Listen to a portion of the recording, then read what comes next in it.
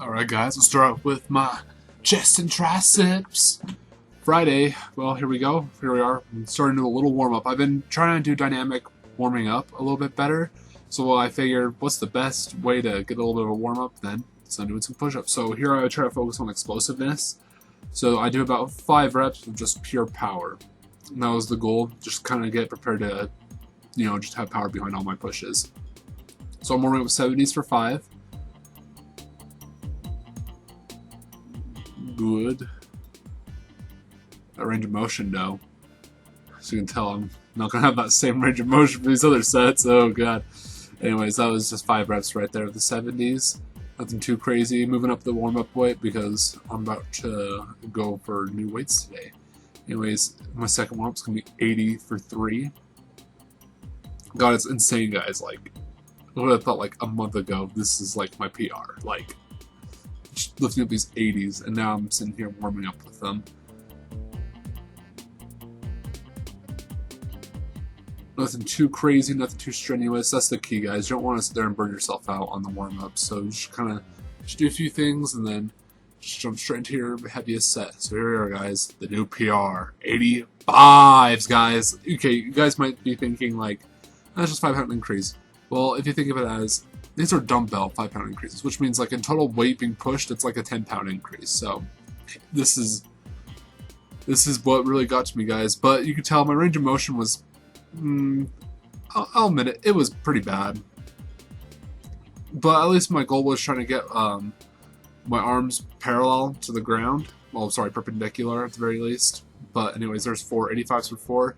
My goal is to increase that range of motion for the next few sessions of me using 80s. But anyways, here's my second set. 80s for...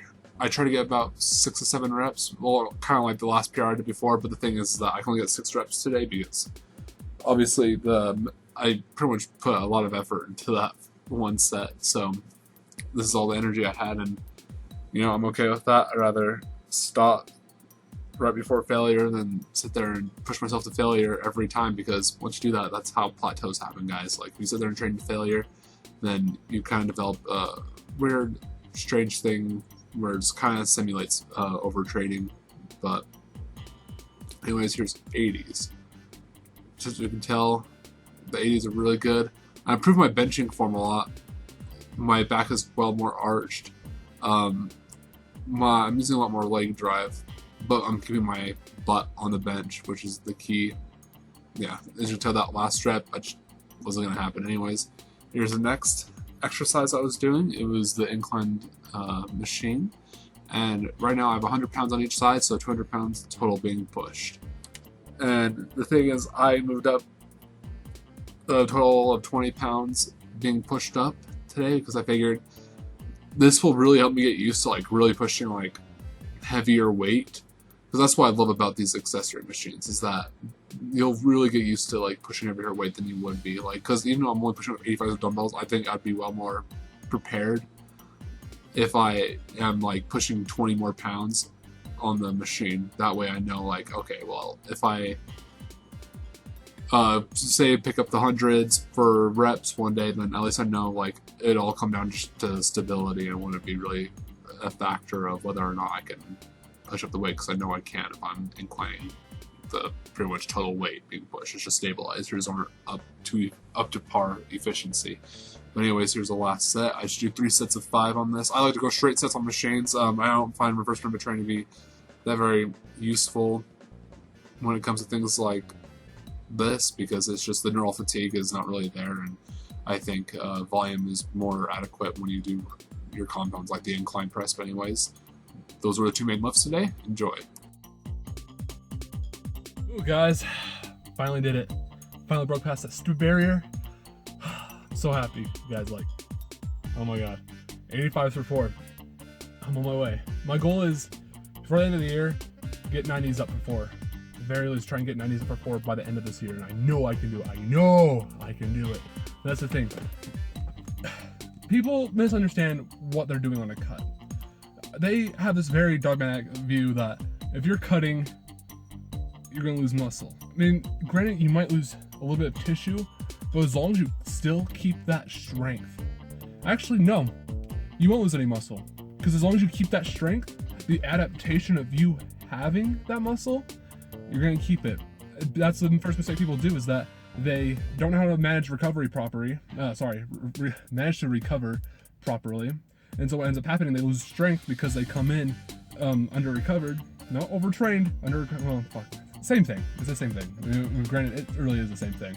But so they lose strength.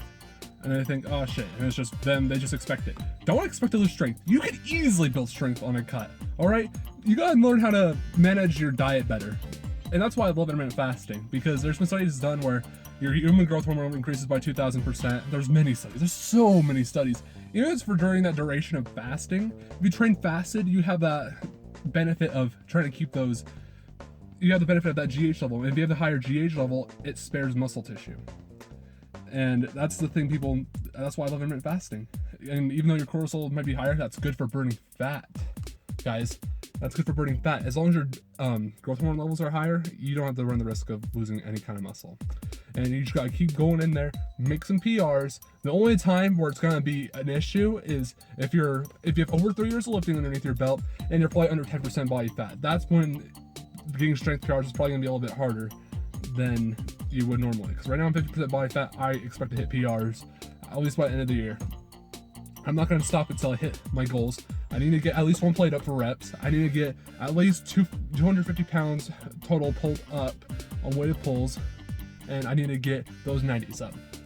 And then I will be happy. Those are my year goals, and we're going to hit those. We're going to tackle those. So I'm probably going to go home. You guys know what I eat. You guys see me a million times. If you guys are wondering why I don't show my eating, because you guys have all seen it before. That's the key to getting a good physique. You have to be consistent, and me eating the same foods every day, and granted, it's food that I like. All right, that's why I can still keep doing it. If you sit there and purposely eat foods that you don't really like just for the sake of you dieting, then you're gonna hate the diet. That's why intermittent fasting is bae, because you can still eat pretty much whatever you want.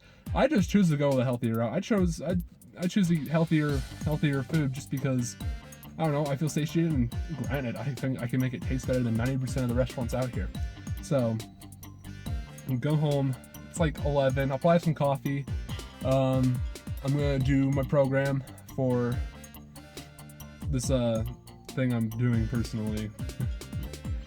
Well, you know what? You guys aren't gonna know. You guys can know. It's for business. I'm planning on starting a business here soon, and not apparel. That's something on the side. But I plan on starting like a legit business here soon that will benefit all you guys. And of course, I'm still gonna be providing free content. That's the key, all right? Because everything that you want from me, granted, I'll probably make a video on it.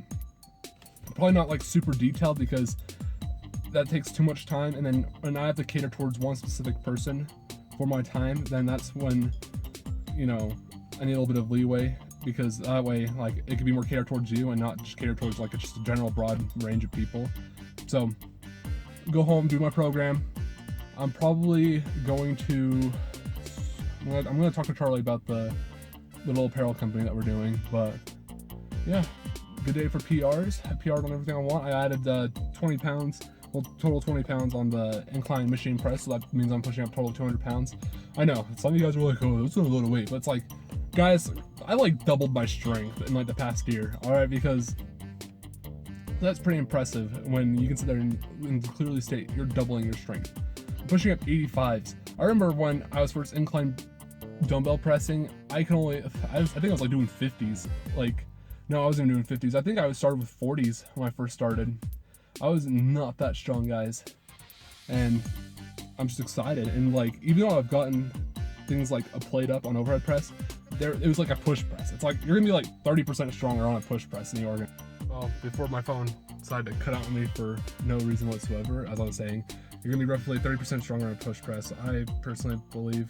But I don't know, I guess it just depends on what you consider harder, the lockout or the initial off the sternum or upper chest, whatever you guys go down to. But anyways, keep making those PRs. Don't listen to anyone that you can't gain muscle on a cut or strength on a cut.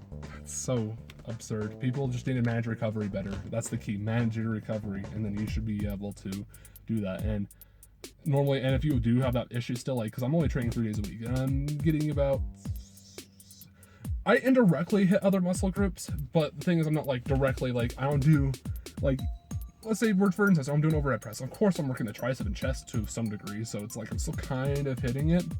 But even like, let's say, like, even incline bench, like you're still hitting the anterior deltoid. So indirectly, I'm still hitting a bunch of muscle groups. Like even the leg day, I'm doing deadlift, so I'm indirectly hitting back. So just guys, just keep on PRing and don't listen to anyone, because I'll tell you right now, none of these people, it's funny as hell.